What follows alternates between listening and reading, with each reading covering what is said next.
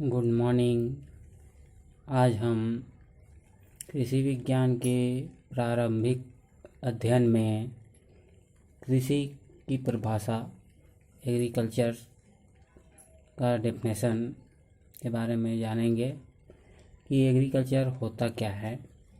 तो एग्रीकल्चर कृषि विज्ञान की वह शाखा है जिसके अंतर्गत शस्य उत्पादन, पशुपालन, मछली पालन, मुर्गी पालन, मधुमक्खी पालन, लाख उत्पादन तथा रेशम उत्पादन आदि चीज़ों का अध्ययन करते हैं, उसे एग्रीकल्चर कहा जाता है या कृषि कहलाता है।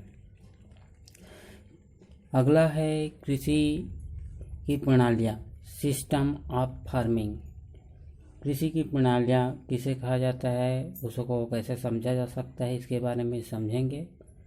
तो इसमें कृषि प्रणालियाँ व्यवस्थापन संबंधी उस ढांचे से है जिसके अंतर्गत फार्म को चलाया जाता है तथा प्रणाली का संबंध मुख्य रूप से फार्म का स्वामी कौन होता है, इसका संसाधनों का उपयोग व्यक्तिगत रूप से किया जाता है या सम्मिलित किया जाता है तथा फार्म संबंधी निर्णय कौन लेता है आदि चीज़ों को समावेश किया जाता है, उसे कृषि प्रणाली कहा जाता है।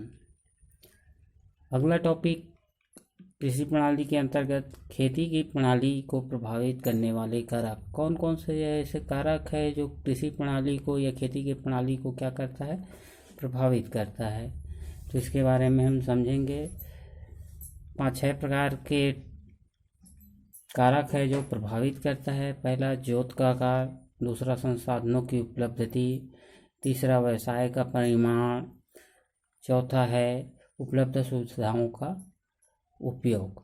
ये 4 ऐसे चीज़ है जो कृषि की प्रणाली को, जैसे पहला है जोत का आकार। जोत खेत का फील्ड जितना आपके बड़ा होगा, छोटा होगा, उसके हिसाब से कृषि की प्रणाली प्रभावित होगा। अगर छोटी जोत का आकार है तो अच्छी संसाधनों का उपयोग करके जो है आप अच्छे से खेती कर सकते हैं। अगर बढ़ जाता है और संसाधन कमी है तो उसमें समस्या आती रहती है। उसी प्रकार से संसाधनों की उपलब्धि, तो इसमें पूंजीपति लोग अपेक्षाकृत क्या करते हैं, उसमें अच्छे तकनीकियों का प्रयोग करके उपलब्ध संसाधनों का अच्छी तकनीकों का प्रयोग करके जो है तकनीकी खेती करते हैं तो अच्छी होगा। अगर वही छोटे किसान है, उसके पास तकनीकी संसाधनों की कमी है, तो वहाँ पे खेती प्रभावित होगा। उसी प्रकार से उपलब्ध सुविधाओं का उपयोग, जैसे शासन के द्वारा बहुत सारे छूट दिया जाता है, अगर उन सुविधाओं का लाभ लेकर के अगर कार्य किया जाए तो अच्छा ही कृषि प्रणाली होता है। अगला है आपकी कृषि प्रणाली का महत्व।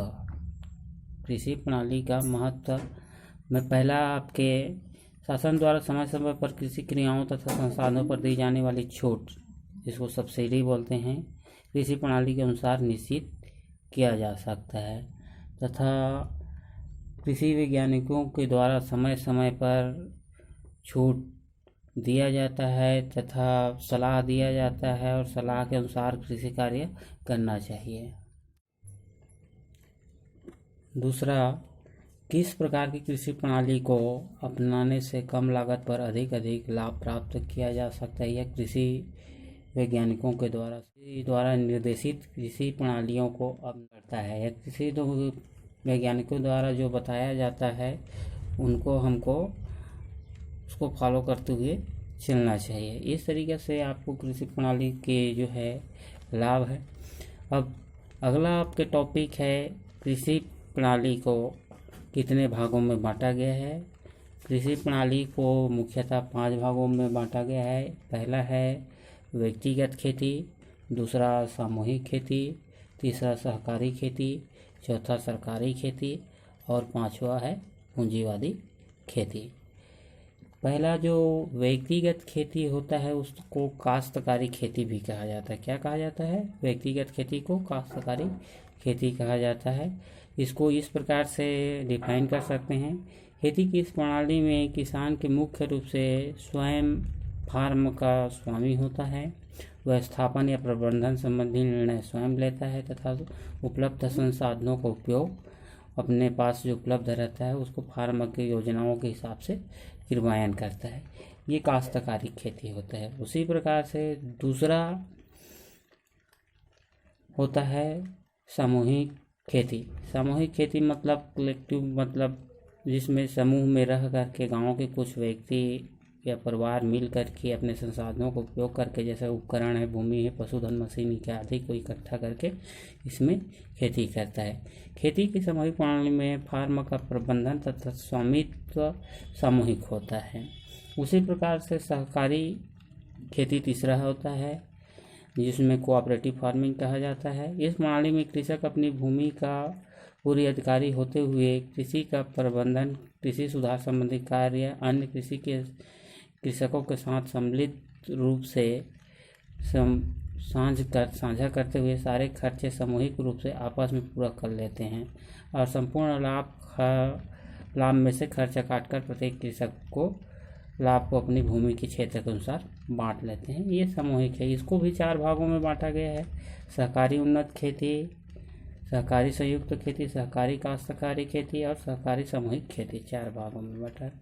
उसी प्रकार से तीसरा है चौथा है राजकीय खेती, राजकीय स्टेट फार्मिंग। जैसे कि नाम से ही पता चलता है कि राजकीय खेती का प्रबंधन सरकार के द्वारा किया जाता है तथा इस प्रणाली में फार्म का प्रबंधन संचालन वेतनभोगी राजकीय कर्मचारी द्वारा हाथ होता है। श्रमिकों को पारिश्रमिक प्रतिदिन या प्रतिमाह के आधार पर दिया जाता है तथा फार्मों का प्राय प्रबंधन श्रमिकों दोनों ही प्रोत्साहन के अभाव में कार्य के प्रति उदासीन होते हैं और यह कार्य आपके विभिन्न प्रकार के जो है प्रशिक्षण, आपके परीक्षण, प्रदर्शन आदि अनुसंधान कार्यों के लिए इसमें अधिकांशतः राजकीय खेती में होता है। उसी प्रकार से 5वां है पूंजीगत खेती, कैपिटल खेती होता है, फार्मिंग होता है। इस प्रकार के फार्मों का स्वामित्व और प्रबंधन पूंजीपतियों या धनवान लोगों के पास होता है। ऐसे फार्मों का आकार पर्याप्त बड़ा होता है तथा प्रबंधन कुशल होता है। संसाधन प्रचुर मात्रा में होता है, उन्नत तकनीकी का प्रयोग होता है तथा प्रबंधन वैतनिक होता है और नीति निर्धारण प्रबंधन मंडल द्वारा किया जाता है। जैसे चीनी मिलों के पास गन्ने फार्म असम तथा अन्य राज्यों में स्थित चाय बागान जैसे ऐसे फार्मों में उदाहरण है, परंतु भारत में ऐसे फार्म अधिक संख्या में नहीं होता है। हमारे यहाँ प्रायः काश्तकारी या व्यक्तिगत खेती किया जाता है क्योंकि हमारे यहाँ छोटी छोटी जोत के किसान रहते हैं। ये हुआ कृषि प्रणाली की कुछ जानकारी। आगे आप लोगों को राष्ट्रीय अर्थव्यवस्था में कृषि का महत्व बताया जाएगा। थैंक यू, धन्यवाद।